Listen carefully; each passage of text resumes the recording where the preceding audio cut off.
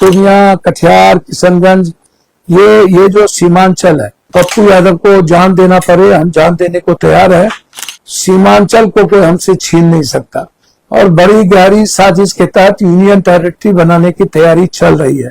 जब ये जहां जहां चुनाव नहीं जीतते हैं तो वहां पर किस तरीके से मिलिट्री बैकग्राउंड के गवर्नर लाने के पीछे कारण क्या है, मैं पहले यहीं से शुरुआत करता हूं।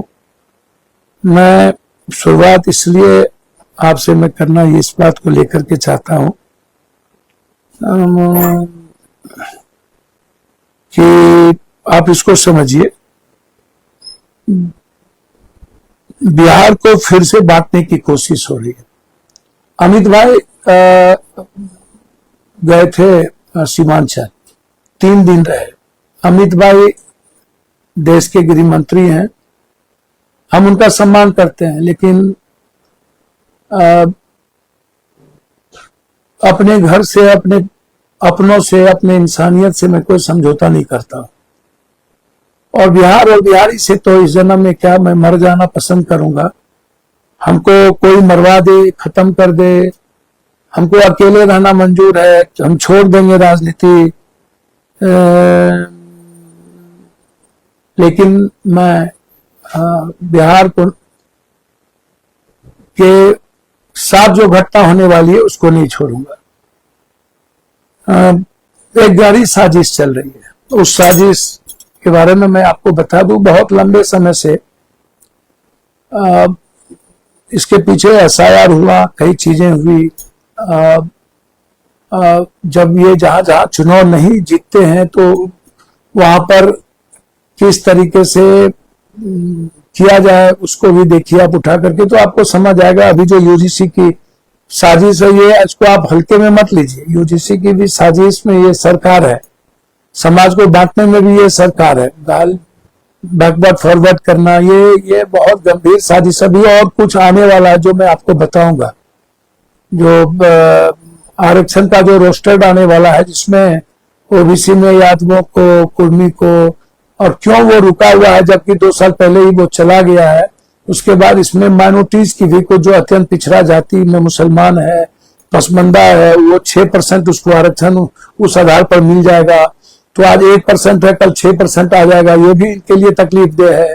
यादव, कुर्मी, कुशवाहा का जो आरक्षण है वो कम होगा। जादवों को 8% से ज्यादा आरक्षण देने की आप उठा करके देखिएगा तो पता चल जाएगा। कुर्मी की भी स्थिति वही होगी, कुशवाहा की भी स्थिति। ये बहुत लंबी साजिश है। लेकिन अभी मैं आपको बता दूं कि ये जो यूनियन टेरिटरी का जो मामला है, बिल्कुल एक लगातार बड़े दिनों से ये एक साजिश चल रही है। उसमें रायपुर है, उसमें अति रायपुर कह रहा हूँ, मालदा है, उसमें मुर्शिदाबाद है, उसमें बगल के लगभग बंगाल के 10 जिले लगभग, जो मैं समझता हूँ, जो परिस्थितियां अभी मैं आपको दिखा देना चाहता हूं। उस परिस्थितियों में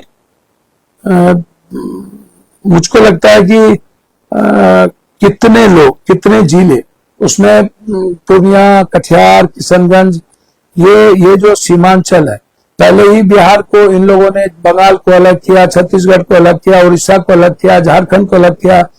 अब बिहार के जनता और यूथ बिहार को नहीं बंटने देगी, चाहे उसके लिए इसका परिणाम जितना भयावह हो जाए। पप्पू यादव को जान देना पड़े, हम जान देने को तैयार है। सीमांचल को कोई हमसे छीन नहीं सकता और बड़ी गहरी साजिश के तहत यूनियन टेरिटरी बनाने की तैयारी चल रही है। मैं फिर आपको सीमांचल के लोगों को बता देना चाहता हूं, बगल में दिनाजपुर है, रायपुर, मतलब कई सारे जिले हैं, जो आपको समझ में आ जाएगा कि क्या परिस्थितियां बनने जा रही है। पता नहीं पॉलिटिशियन क्यों इतना आनंद ले रहे हैं, क्यों मजे ले रहे हैं। कोई होली में मस्त है, कोई किसी में चीज में मस्त है। मैं बहुत ज्यादा डिस्टर्ब हूं। सीमांचल के यूनियन टेरिटरी के मामले को लेकर मेरी फ्रीडम और आजादी को जिस तरीके से छीनने की कोशिश राजनीतिक दृष्टिकोण से, जहां पर अमित भाई को, बीजेपी को वोट नहीं मिल रही है, उसको एक जोर करके पूरा का पूरा मोनोपोली अपने तरीके से वहां करना, अपने हाथ में पावर को रखना, यूनियन टेरिटरी कर करके अपने हाथ को तुम पावर में करो। और एक जैसे दिल्ली है, दिल्ली की सरकार की तरह भी इनकी साजिश है कि इस तरह का बना दो जहां केंद्र का हस्तक्षेप रहे और सिर्फ सरकार नाम की चीज हो, या यूनियन टेरिटरी। ये दो तरह की बातें चल रही है जो लगभग दिल्ली में इसकी स्क्रिप्ट लिखी जा चुकी है। मैं आपको बहुत क्लियर बता दूं, और जिसमें आपको एक बात बता देना चाहता हूं, 14 या 13 अप्रैल या 15 अप्रैल तक ही मात्र ड्यूरेशन है बंगाल का जो चुनाव है। ये जो मुख्यमंत्री काल है उसके बाद राष्ट्रपति शासन लग सकता है, क्योंकि जब अभी तक मार्च हो गए और मार्च में अभी तक ये आचार संहिता नहीं लगाया है, न ही चुनाव को इन्होंने डिक्लेयर किया है कि चुनाव कब होगा। तो ये कारण क्या है आप समझिए। मैं कई बार इस बात को कह रहा हूं, क्यों मैं इस बात को कहने जा रहा हूं, इसको समझने का प्रयास कीजिए। मुझको लगता है कि निश्चित रूप से इसको समझने की जरूरत है। बहुत गहरी साजिश है, मैं ये नहीं होने दूंगा। मैं लगातार, मुझे नींद नहीं आ रहा है, मैं समझ नहीं पा रहा हूं कि सीमांचल के लोग कब लड़ेंगे, कब जंगेंगे, कब अपनी बात, अपनी सीमांचल के यूथ कोसी के और सीमांचल के लोग कब अपनी राजनीतिक अस्तित्व और अपनी सामाजिक विरासत के लिए जगेंगे। सिर्फ इसीलिए हम बलि का भेंट चढ़ जाए कि बीजेपी को वोट नहीं मिलती है। मुर्शिदाबाद में, मालदा में, उत्तरी दिनाजपुर में, भारत ऐसे जगह पर जहां मिला करके ये यूनियन टेरिटरी बना दे और हमको अलग थलग बिहार से कर दिया जाए, बिहार की का जो इतिहास है उससे हमको अलग किया जाए। तो एक तो ये गंभीर मुद्दा है, इस पर हम सबको बात उठानी चाहिए। सदन में हम इस मुद्दों को लेकर के गंभीर हैं, हम इस मुद्दों को लेकर के उठाएंगे और ये मैं नहीं चलने दूंगा। उसके कारण मैंने बताया कि अभी तक चुनाव आयोग ने बंगाल में रवि को तमिलनाडु से भेजा है और यहाँ लेफ्टिनेंट को भेजा है।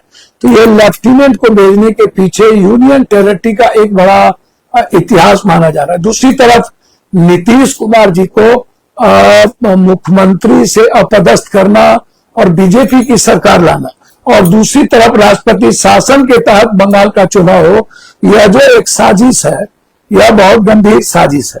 इसको आप समझने का प्रयास कीजिए। पता नहीं हमारे नेता लोग क्यों मौन है, क्यों चुप है, इसको हमको समझ में नहीं आती।